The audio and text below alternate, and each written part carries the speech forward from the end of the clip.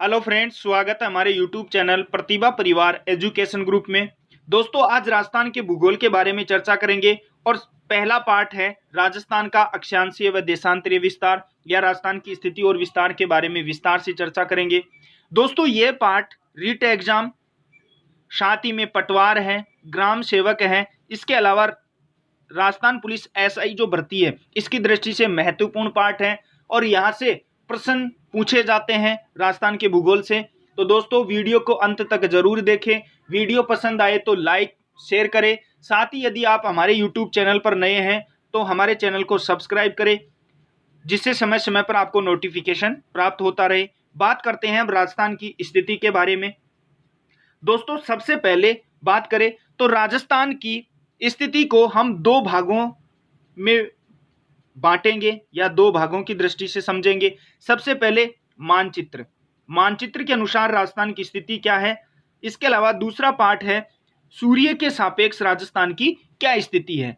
मानचित्र के अनुसार राजस्थान की जो स्थिति है, विश्व में क्या स्थिति है, एशिया महाद्वीप में क्या स्थिति है, और साथ ही में एशिया महाद्वीप के अलावा भारत देश में राजस्थान की क्या स्थिति है। इन दो दृष्टियों से और साथ ही में इन मानचित्र के तीन उपभागों की दृष्टि से राजस्थान का हम विभाजन करेंगे। तो दोस्तों, सबसे पहले बात करते हैं दिशाओं की। ये उत्तर, दक्षिण, ये पश्चिम और ये पूर्व। ये दिशा कौन सी हो गई? दोनों दिशाओं को ऐड कर देंगे तो ये दिशा कौन सी हो गई? उत्तर पश्चिम। ये दिशा, इस दिशा की बात करें तो ये उत्तर पूर्व, इस दिशा की बात करें तो ये दक्षिण पूर्व, इस दिशा की बात करें तो ये दक्षिण पश्चिम। तो दोस्तों, यह जो उत्तर पश्चिम दिशा है इसे बोला जाता है वायव्य कोण। क्या बोला जाता है? वायव्य कोण। अब आपको पता होगा भारत की स्थिति राजस्थान में, यानी राजस्थान की स्थिति भारत में कहां पर है? तो उत्तर पश्चिम में। अब उत्तर पश्चिम नहीं देकर के एग्जामों में कैसे पूछा जाता है? इन कोणों की दृष्टि से। तो भारत में राजस्थान की जो स्थिति है, भारत में राजस्थान की स्थिति कहां है? तो वायव्य कोण। ये दिशा है उत्तर पूर्व और इसे बोला जाता है ईशान कोण। क्या बोला जाता है दोस्तों? ईशान कोण। और विश्व में राजस्थान की स्थिति कहां है? उत्तर पूर्व में, और इसे क्या बोला जाता है? ईशान कोण। बात करें, ये दिशा है दक्षिण पूर्व और इसे बोला जाता है आग्नेय कोण। क्या बोला जाता है दोस्तों? आग्नेय कोण। और ये दिशा है दक्षिण और पश्चिम, ये दक्षिण पश्चिम दिशा को बोला जाता है नैऋत्य कोण। क्या बोला जाता है? नैऋत्य कोण। यदि इस नैऋत्य कोण की बात करें तो एशिया महाद्वीप में राजस्थान की स्थिति कहां है? दक्षिण पश्चिम में। तो यहां से तीन प्रश्न बन गए। पहला प्रश्न, भारत में राजस्थान की स्थिति, भारत में राजस्थान की स्थिति तो वायव्य कोण, वायव्य कोण, वायव्य कोण या फिर उत्तर पश्चिम। इसके अलावा विश्व की बात करें, विश्व की दृष्टि से राजस्थान का जो स्थिति है वो कहां है? तो उत्तर पूर्व में, और इसे क्या बोला जाएगा? ईशान कोण, ईशान कोण। इसके अलावा एशिया महाद्वीप में राजस्थान की स्थिति, तो एशिया महाद्वीप में राजस्थान की नैऋत्य कोण या दक्षिण पश्चिम दिशा में स्थित है। दोस्तों, यहां से एक प्रश्न बन गया, राजस्थान के संदर्भ में कौन सा कथन सुमेलित नहीं है, और एक आपको और दे देगा और वो देगा आग्नेय कोण, आग्नेय कोण। तो भारत की स्थिति, भारत में राजस्थान की स्थिति वायव्य कोण बिल्कुल सही है। विश्व में ईशान कोण, एशिया महाद्वीप में नैऋत्य कोण। तो इसका सही उत्तर क्या हो गया? आग्नेय कोण। आग्नेय कोण से राजस्थान का कोई संबंध नहीं है। अब नेक्स्ट आगे बात करते हैं, आगे बात करेंगे भारत में, विश्व में और एशिया महाद्वीप में राजस्थान की स्थिति देख ली। अब बात करते हैं सूर्य के सापेक्ष राजस्थान की स्थिति, सूर्य के सापेक्ष राजस्थान की स्थिति। तो सबसे पहले ग्लोब के अनुसार हम बात करते हैं, चर्चा करते हैं। दोस्तों, 0 डिग्री की जो रेखा होती है आपको मालूम होगा, इसे बोला जाता है भूमध्य रेखा। 23.5 डिग्री उत्तर वाली जो रेखा है इसे बोला जाता है कर्क रेखा। 23.5 दक्षिण वाली को बोला जाता है मकर रेखा। तो दोस्तों, सूर्य की स्थिति होती है इस कर्क रेखा, भूमध्य रेखा और मकर रेखा के जो आंतरिक भाग हैं, यहीं पर सूर्य की किरणें सीधी चमकती है। तो दोस्तों, सबसे पहले बात करें 21 मार्च को, 21 मार्च को सूर्य की सीधी जो किरणें हैं वो कहाँ चमकती हैं? इस 0 डिग्री के ऊपर। इसके बाद में सूर्य उत्तरायण होता है और बात करते हैं 21 जून को। 21 जून को सूर्य है वो सीधा कहाँ चमकता है? कर्क रेखा के ऊपर। उसके बाद में फिर सूर्य की स्थिति वापस दक्षिणायन होती है और वापस सूर्य सीधा कहाँ चमकेगा? इस भूमध्य रेखा के ऊपर। और ये भूमध्य रेखा के ऊपर कब चमकेगा? इसकी वास्तविक स्थिति का क्या है, क्या समय है? तो यह है 23 सितंबर। 23 सितंबर। फिर सूर्य की स्थिति कहाँ होगी? दक्षिणायन। और यहाँ पर दक्षिणायन सूर्य की स्थिति कब होगी? इस भूमध्य, ये जो मकर रेखा है, इस मकर रेखा के ऊपर सूर्य सीधा कब चमकेगा? तो यहाँ पर सीधा चमकेगा 22 दिसंबर को। तो पूरे वर्ष भर सूर्य की स्थिति यही होती है। 22 दिसंबर के बाद में वापस 21 मार्च को, 21 मार्च के बाद में 21 जून को कर्क रेखा के ऊपर, फिर 23 सितंबर 0 डिग्री रेखा के ऊपर और फिर वापस 22 दिसंबर। तो सूर्य की यही स्थिति चलती है।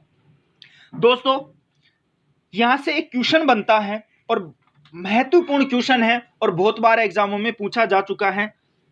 इस 0 डिग्री जो भूमध्य रेखा होती है इसके अनुसार क्वेश्चन पूछा जाता है। यहाँ पर अधिकतर वर्ष में लगभग 2 बार सूर्य की जो सीधी किरणें हैं वो चमकती है। तो यहाँ पर एक तो तापमान क्या होगा? उच्च तापमान। तापमान कैसा होगा? उच्च तापमान। जहाँ का तापमान उच्च होता है वहाँ का वायु का दाब क्या हो जाता है? Low pressure. और ये लो प्रेशर हवाओं को अपनी तरफ आकर्षित करता है और यहाँ से सूर्य, ये जो हवाएं हैं वो नमी लेकर के गुजरती हैं और प्रतिदिन शाम के समय में यहाँ पर क्या करती है? वर्षा। तो ये क्षेत्र कैसा हो गया? उच्च वर्षा वाला। उच्च वर्षा वाला। उच्च वर्षा होने के कारण यहाँ उष्णकटिबंधीय सदाबहार जो वन है वो पाए जाते हैं। उष्णकटिबंधीय सदाबहार वन पाए जाते हैं। तो यहाँ से क्वेश्चन बनता है कि यदि 0 डिग्री की जो रेखा है वो कर्क रेखा की जगह स्थापित हो जाए तो राजस्थान में क्या परिवर्तन होगा? तो राजस्थान में उच्च तापमान होगा, उच्च वर्षा होगी और उष्णकटिबंधीय सदाबहार वन यहां पर स्थित होंगे। दोस्तों यहां पर इस 0 डिग्री के ऊपर बहुमंजिले वन पाए जाते हैं। बहुमंजिले का मतलब एक वृक्ष ऐसा है, फिर दूसरा इससे थोड़ा नीचा, फिर ये तीसरा इससे भी नीचा, ऐसे लगभग 5 मंजिले हैं वो क्या पाए जाते हैं? वृक्ष पाए जाते हैं। यहां पर कटाई करना असंभव है। अब सबसे पहले बात करते हैं 21 जून की। 21 जून, क्योंकि कर्क रेखा है वो राजस्थान के जो डूंगरपुर और बांसवाड़ा है, यानी बांसवाड़ा के तो मध्य से और डूंगरपुर को स्पर्श करती हुई निकलती है। तो कर्क रेखा 21 जून को क्या होता है? सूर्य सीधा कहाँ चमकेगा? कर्क रेखा के ऊपर। और इसे क्या बोला जाता है? तो कर्क संक्रांति। क्या बोला जाता है दोस्तों? कर्क संक्रांति बोला जाता है। इस दिन क्या होता है? राजस्थान की दृष्टि से बात कर रहे हैं केवल, तो राजस्थान में इस दिन क्या होगा? सबसे बड़ा दिन होगा। सबसे बड़ा क्या होगा? दिन। और रात कैसी होगी? छोटी रात। छोटी रात। और परछाई कैसी होगी? यहां पर सबसे छोटी क्या बनेगी? छोटी क्या बनेगी? परछाई बनेगी।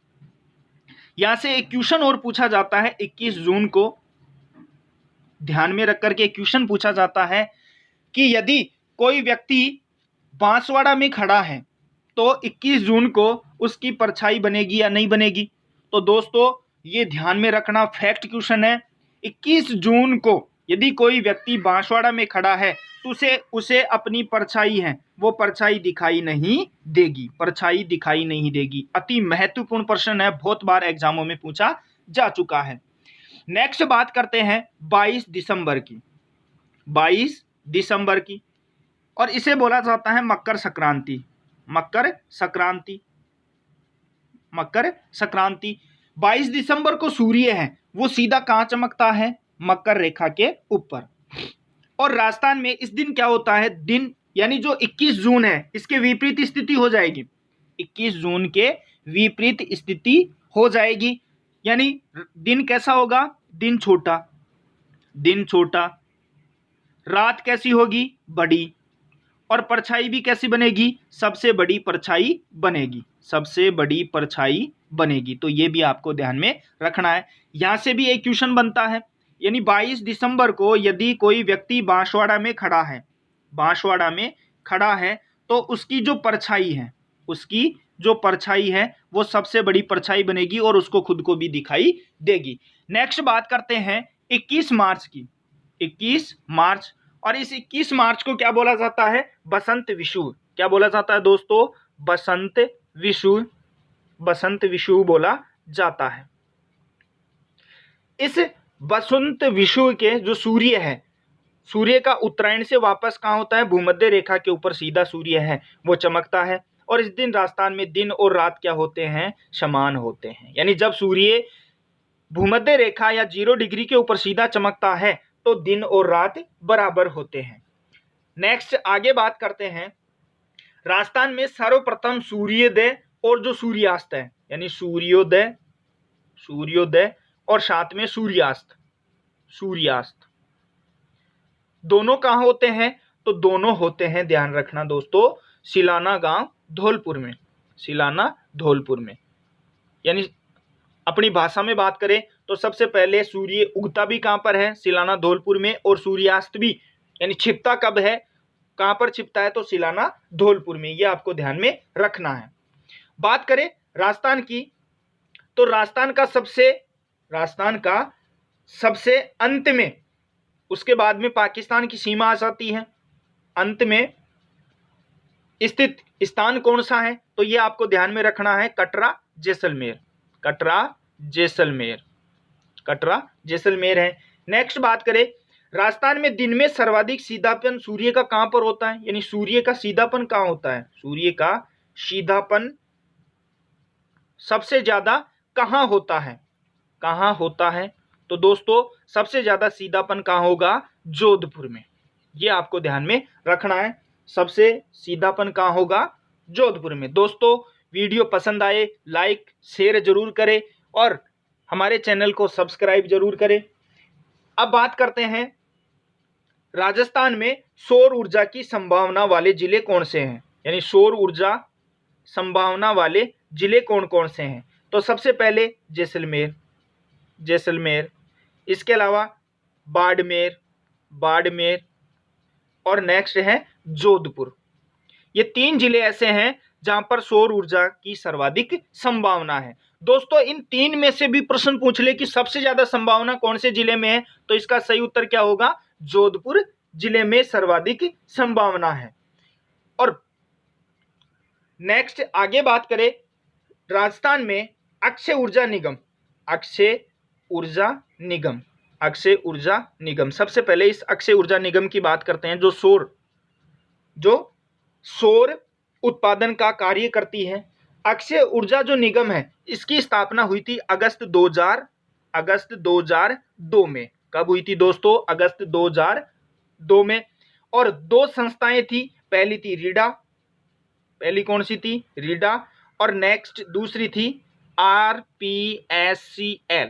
इस रीडा की स्थापना कब हुई थी? 1995 में। कब हुई थी दोस्तों? 1995 में। ये आपको ध्यान में रखना है, रीडा की स्थापना कब हुई थी? 1995 में। इस रीडा का पूरा नाम की बात करें तो इसका पूरा नाम है राजस्थान ऊर्जा विकास अभिकरण। और दूसरी है RPSCL और इसका पूरा नाम क्या है? Rajasthan state power corporation limited. और इसकी स्थापना कब हुई थी? दोस्तों रीडा की स्थापना हुई थी 1985 में और RPSCL की स्थापना कब हुई थी? 1995 में। इन दोनों संस्थाओं को एक जगह मिलाकर के अक्षय ऊर्जा निगम की स्थापना की गई। और इसका मुख्यालय कहाँ है? जयपुर में। और इसका कार्य क्या है? तो राजस्थान में जो गैर परंपरागत ऊर्जा संसाधन है इनके विकास की यह शीर्ष संस्था है। तो इस अक्षय ऊर्जा निगम के द्वारा जैसलमेर, बाड़मेर और जोधपुर में किसकी स्थापना की गई? सेज की स्थापना। दोस्तों किसकी स्थापना की गई? सेज की। यह प्रश्न भी बहुत बार एग्जाम में पूछा जा चुका है। सेज की स्थापना किसके द्वारा की गई? अक्षय ऊर्जा विकास निगम के द्वारा। नेक्स्ट अगला क्वेश्चन बनता है, राजस्थान में सूर्य के जो सीधेपन वाले जिले हैं उनका क्रम क्या है? सूर्य का सीधेपन वाले जिलों का क्रम पूछता है, क्रम क्या है? तो दोस्तों सबसे सीधापन कहाँ होता है? बांसवाड़ा। उसके बाद में तिरछापन प्रारंभ हो जाता है, फिर तिरछापन डूंगरपुर में होता है, उससे ज्यादा तिरछापन प्रतापगढ़ में होता है, प्रतापगढ़। फिर उसके बाद में झालावाड़, झालावाड़ के बाद में होता है उदयपुर में। तो ये सीधापन वाले जो जिले हैं इनका सही क्रम है, यानी सबसे ज्यादा सीधापन बांसवाड़ा में, उससे थोड़ा कम डूंगरपुर, उससे थोड़ा कम प्रतापगढ़, उससे थोड़ा कम झालावाड़ और उससे थोड़ा कम उदयपुर में होता है। और नेक्स्ट आगे बात करते हैं राजस्थान में, राजस्थान का विस्तार, राजस्थान का अक्षांशीय व देशांतरीय विस्तार की बात करते हैं नेक्स्ट आगे। तो दोस्तों सबसे पहले राजस्थान का उत्तरी जो बिंदु है ये उत्तर दिशा है, दक्षिण, पश्चिम और पूर्व। राजस्थान का जो उत्तरी दिशा है, अंतिम बिंदु कौन सा है? कोणा गांव। अंतिम बिंदु का क्या नाम है? कोणा गांव। और कोणा गांव कहाँ है? तो गंगानगर में, गंगानगर में। पूर्व की बात करें तो पूर्व का भाग है सिलाना, और सिलाना कहाँ है? धौलपुर में, सिलाना धौलपुर। यदि दक्षिण की बात करें तो दक्षिण में बोरकुंड, बोरकुंड, और बोरकुंड कहाँ है? बांसवाड़ा में। कहाँ है दोस्तों? बांसवाड़ा में। यदि बात करें पश्चिमी भाग की तो पश्चिम में कटरा गांव, जैसलमेर, कटरा जैसलमेर। यहां से एक शॉर्ट ट्रिक बनती है, कोणा काटो बोरा सीवो, यानी कोणा काटो बोरा सीवो। ये एक ट्रिक बनती है जिसके माध्यम से अंतिम जो छोर हैं उनके बारे में याद रखा जा सकता है। राजस्थान की सबसे पहले अक्षांशीय स्थिति की बात करें तो राजस्थान 23 डिग्री 3 मिनट उत्तरी अक्षांश से, उत्तरी अक्षांश से 30 डिग्री 12 मिनट उत्तरी अक्षांश के मध्य स्थित है। और इन दोनों के मध्य अंतर पूछा जाए तो कितनी अक्षांशों के मध्य स्थित है? 7 डिग्री 9 मिनट के मध्य। अब कैसे है? तो 30 डिग्री 12 मिनट में से 23 डिग्री 3 मिनट को घटाना है तो कितना आएगा? 7 डिग्री 9 मिनट में राजस्थान स्थित है। नेक्स्ट आगे बात करें राजस्थान की उत्तर से दक्षिण लंबाई। राजस्थान की उत्तर से दक्षिण लंबाई कितनी है? उत्तर से दक्षिण है 826 किलोमीटर। कितनी है दोस्तों? 826 किलोमीटर। पूर्व से पश्चिम की बात करें तो पूर्व से पश्चिम कितनी है? 869 किलोमीटर। यदि देशांतरीय विस्तार की बात करें, देशांतरीय विस्तार की बात करें, यानी देशांतरीय विस्तार की 23 डिग्री 3 मिनट से 30 डिग्री 12 मिनट, ये तो उत्तरी अक्षांश है, ये तो अक्षांशीय विस्तार है। देशांतरीय विस्तार की बात करें तो 69 डिग्री 30 मिनट पूर्वी देशांतर से 78 डिग्री 17 मिनट पूर्वी देशांतर के मध्य राजस्थान स्थित है। यानी ये पूर्वी होगा, ये भी पूर्वी होगा, ये उत्तरी होगा, ये उत्तरी होगा। क्यों? इसके पीछे कारण है, ये ग्लोब है, ये 4 दिशाएं हैं, और भारत की स्थिति कहाँ है? भारत की स्थिति यहाँ है। तो ये दिशा कौन सी है? ये जो 0 डिग्री की रेखा है ये ग्लोब को 2 भागों में बांटती है, ये उत्तरी और ये दक्षिणी। ये दिशा कौन सी हो गई? पश्चिम। और ये कौन सी है? पूर्व। तो यहाँ पर जितने भी राष्ट्र होंगे वो कौन से होंगे? पूर्व। देशांतरीय दृष्टि से तो पूर्वी, और अक्षांशीय दृष्टि से कौन से होंगे? उत्तरी क्षेत्र। नेक्स्ट आगे बात करते हैं, आगे की बात करें तो राजस्थान